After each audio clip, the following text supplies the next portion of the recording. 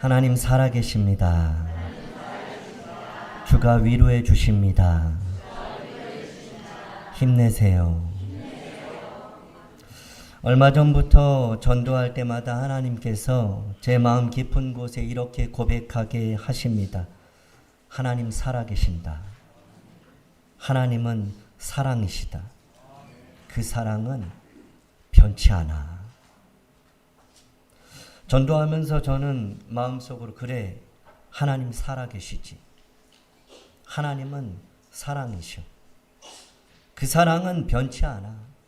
나를 사랑하시는 하나님은 저들도 사랑하셔. 그 사랑은 끝이 없어. 그래, 변치 않지 하면서 하나님 저들을 불쌍히 여겨주세요. 하나님 저들에게 긍휼을 베풀어 주세요. 하나님 저들을 위해 기도하고 있는 가족, 친족, 친구, 이웃 많은 전도자들의 기도를 들어주세요. 저들의 눈을 여시고 귀를 여시고 마음을 열어주세요. 은혜를 주세요. 그렇게 기도를 합니다.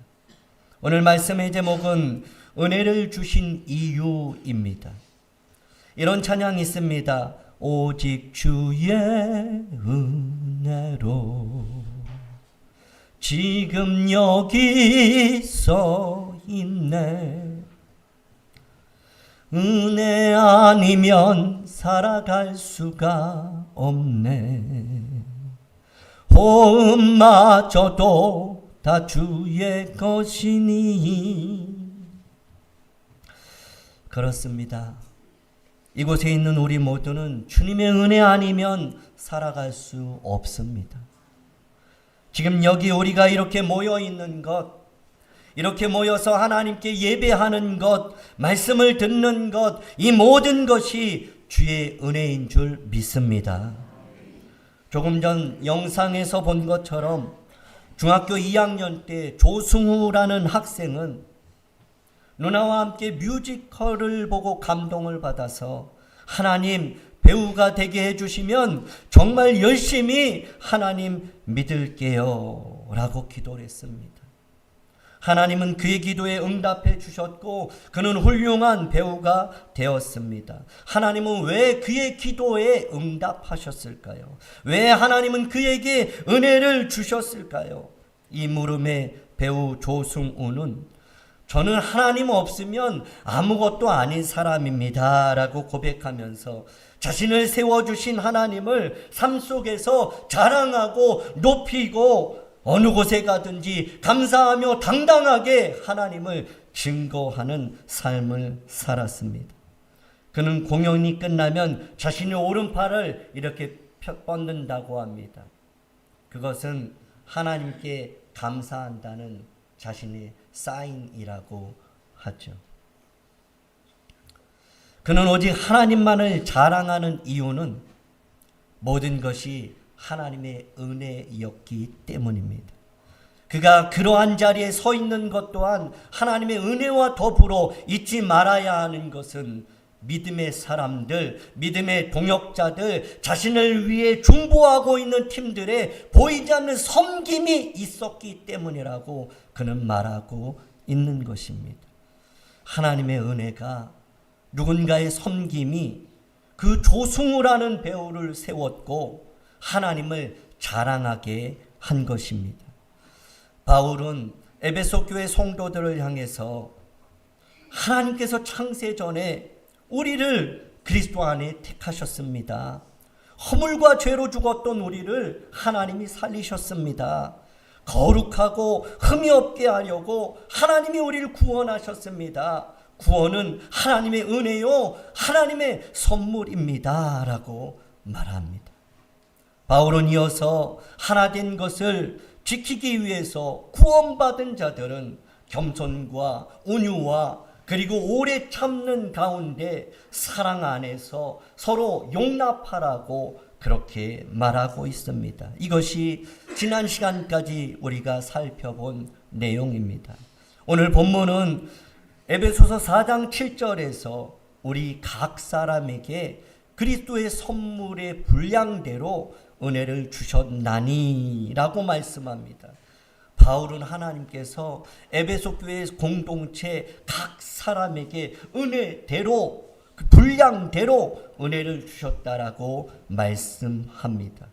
하나님은 은혜를 주시는 분입니다. 각 사람에게 은혜를 주십니다. 하나님은 각 사람에게 은혜를 주시는데 동일한 방식으로 똑같이 주시는 것이 아니라 개개인의 분량대로 그 사람의 적합하게 합당하게 그 사람의 그릇과 믿음대로 은혜를 주시는 거죠.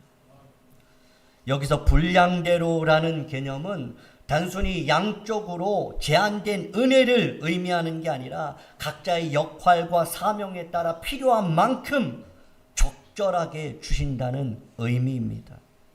그 은혜는 주실 것이다, 이제 앞으로 줄 거야가 아니라 수동태 완료형으로 이미 완전한 사건으로 주었다라는 결과입니다. 은혜가 풍성한 하나님께서 에베소 교인들 뿐만 아니라 우리 모두에게 그 크신 은혜, 한없는 은혜, 갚을 길 없는 은혜를 부어주신 줄 믿으시기 바랍니다. 그러므로 우리는 하나님 왜 내게는 은혜를 주지 않습니까? 왜 저 사람은 큰 은혜를 많이 주면서 왜 나에게는 이것밖에 이것조차도 주지 않습니까? 라고 왜 차별합니까? 라고 말할 수 없는 것이죠. 분량대로 각 사람에게 은혜를 주셨다라고 말씀하고 있는 것입니다. 은혜 받지 못한 것 같습니까? 주님은 말씀하십니다. 내가 너에게 은혜를 주었다. 살아계신 하나님은 지금도 은혜를 주시며 각 사람에게 분량대로 은혜를 주시는 줄 믿으시기 바랍니다.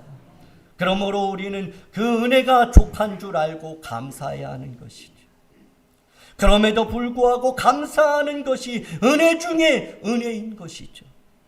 날마다 은혜 안에 거하며 주시는 은혜를 감사함으로 받는 여러분 모두가 되기를 주님의 이름으로 축복합니다. 하나님께서 에베소 교회 각 사람에게 분량대로 은혜를 주셨습니다. 본문 11절을 보면 그가 어떤 사람은 사도로, 어떤 사람은 선지자로, 어떤 사람은 복음 전하는 자로, 어떤 사람은 목사와 교사로 삼으셨다, 세우셨다라고 말씀합니다. 하나님은 각 사람에게 다양하게 은사와 선물, 은혜 주시는 것이죠. 어떤 사람은 사도로, 어떤 사람은 선지자, 복음 전하는 자, 목사, 교사로 세우셨습니다. 바울은 이렇게 다양한 은사를 주신 이유에 대해서 에베소서 4장 12절에서 이렇게 말씀하고 있습니다. 이는 왜냐하면 그렇게 다양하게 각 사람에게 은혜를 주신 이유는 첫 번째, 성도를 온전하게 하기 위함이다. 하나님이 은혜를 주신 이유, 각 사람에게 은사와 선물과 달란트를, 재능을 주신 이유는 온전하게 하기 위해서, 온 성도를, 교회를 온전하게 하기 위함이다 라고 말씀합니다. 여기서 온전하게 한다는 것은 성도들이 신앙적으로 성숙하고 믿음으로 성장하는 것을 의미합니다. 히브리서 6장 1절 2절에서는 그러므로 우리가 그리스도 도의 초보를 버리고 완전한 대로 나아갈지니라 말씀합니다. 골로새서 1장 28절에서도 우리가 그를 전파하여 각 사람을 권하고 모든 지혜로 각 사람을 가르침은 각 사람을 그리스도 안에서 완전한 자로 세우려 함이다라고 말씀합니다. 여기서 헬라어 텔레이오 테타라는 이 단어는 두 가지 의미가 있습니다. 하나는 완전함과 또 하나는 성숙함입니다. 그런데 우리 성경에서는 이것을 완전함으로 번역하고 있는 것이죠. 그러나 완전함보다는 성숙함을 의미하는 것입니다. 하나님만이 완전하시며 인간은 누구나 다 완전 무결할 수 없기 때문인 것이죠. 마태복음 5장 48절에서 예수님은 이렇게 말씀하십니다. 그러므로 하늘에 계신 너희 아버지의 온전하심과 같이 너희도 온전하라. 야고보서 1장 4절에서도 인내를 온전히 이루라 말씀합니다. 하나님께서 각 사람에게 은혜를 주신 첫 번째 이유는 완전하고 완벽한 자가 되기 위함이 아닙니다. 성도들을 그리스도 안에서 온전한 자로, 믿음 안에서 성숙한 자로 세우기 위함입니다. 자, 이제 은혜를 주신 두 번째 이유는 다시 본문을 보겠습니다. 12절입니다. 12절을 보면 두 번째 하나님이 은혜를 주신 이유는 봉사의 일을 하게 하기 위함입니다. 여기서 봉사로 번역된 디아코니아는 단순히 섬김이 아니라 이것은 하나님 나라의 사역을 의미합니다. 마태복음 20장 28절에서 예수님은 인자가 온 것은 섬김을 받으려 함이 아니라 도리어 섬기려 하고, 갈라디아서 5장 13절에서도 바울은 오직 사랑으로 서로 종노릇하라라고 말합니다. 하나님께서 각 사람에게 은혜를 주신 것은 각자의 역할과 사명에 따라 섬김을 받고 왕노릇하라는 것이 아니라 봉사의 일을 종노릇하는 겸손하고 낮아짐으로 예수님처럼 그렇게 섬기는 봉사의 일을 하라고 은혜를 주시고 각자에게 은사를 주셨다라는 것이죠. 은혜를 주신 세 번째 이유는 다시 12절을 보면 이렇게 말씀하고 있는 겁니다. 그리스도의 몸을 세우려 하심이라. 첫 번째는 온전하게 하고, 두 번째는 봉사의 일을 하고, 세 번째는 그리스도의 몸을 세우려 하심입니다. 그리스도의 몸은 교회를 의미합니다. 고린도전서 12장 27절에서는 너희는 그리스도의 몸이다, 지체의 각 부분이다 라고 말씀합니다. 에베소서 2장 21절에서는 그의 안에서 건물받아 서로 연결하여, 그리고 22절에도 보면 성령 안에서 그리스도 예수 안에서 함께 지어져 간다라고 말씀합니다. 오늘 본문 16절에서도 그에게 온몸이 각마디를 통하여 도움을 받음으로 연결되고 결합되어 각 지체의 분량대로 역사하여 그 몸을 자라게 하며 사랑 안에서 스스로 세운다라고 말씀합니다. 하나님께서 각 사람에게 은혜를 주신 세 번째 이유는 성도들이 연합해서 교회를 든든히 세우기 위함입니다.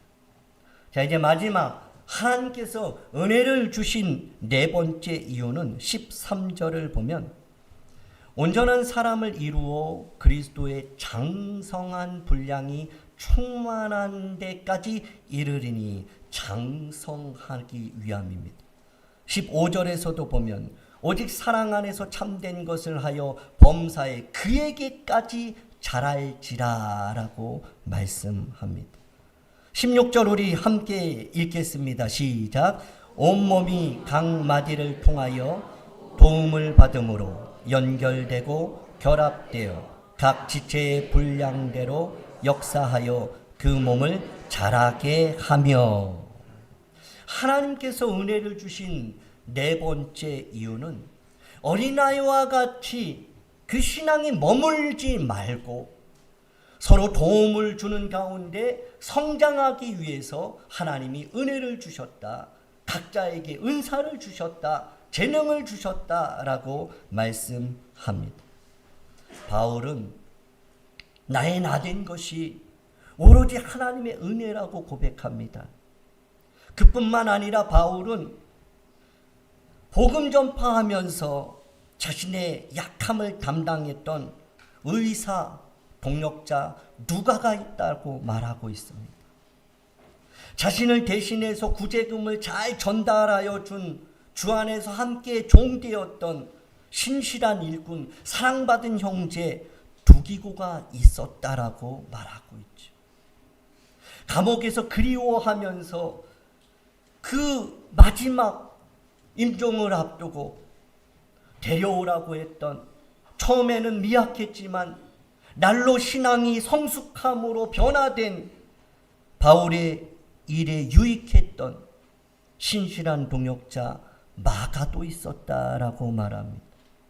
고아와 과부와 가난한 자와 병든 자를 보호하며 바울을 향해 헌신적으로 도와주면서 경제적인 짐을 기꺼이 담당했던 여성 베베도 있었다라고 말합니다. 바울을 위해 심지어 자기의 목이라도 내어놓았던 브리스길라와 아굴라 부부도 있었다. 그 외에도 빌레몬, 에바브로디도, 오네시모 등등 뿐만 아니라 이름도 없는 그를 동역하고 섬겼던 이들이 많았다라고 바울은 말씀합니다. 바울이 바울된 것은 갚을 길 없는 하나님의 은혜와 더불어 그 옆에서 동역했던 이들, 그와 섬겼던 이들, 뒤에서 모르게 중보했던 기도자들이 있었기 때문이라고 바울은 말합니다. 바울은 에베소 성도들을 향해서 하나님께서 각 사람에게 은혜를 주신 이유 다시 한번 이렇게 4가지로 정리합니다. 성도의 온전함을 위해서, 봉사의 일을 위해서, 그리고 교회를 세우기 위해서, 마지막으로 함께 성장하기 위해서 은혜를 주신 것이다 라고 말씀합니다. 말씀을 정리하겠습니다. 하나님은 각 사람에게 은혜를 주셨습니다. 각자의 역할과 사명에 따라 필요한 만큼 매우 적절하게 은혜를 주셨습니다. 주님 주신 그 은혜로 온전하여 봉사의 일을 하며 그리스도의 피값으로 사신 몸된 교회를 세우고 날마다 함께 성장하고 성숙하여서 예수님 닮아가기를 주님은 그렇게 원하십니다. 나의 신앙을 넘어서 또 다른 성도들을 온전케 하고 나 혼자 봉사하는 것이 아니라 함께 그를 도우며 함께 봉사하는 일을 하게 하며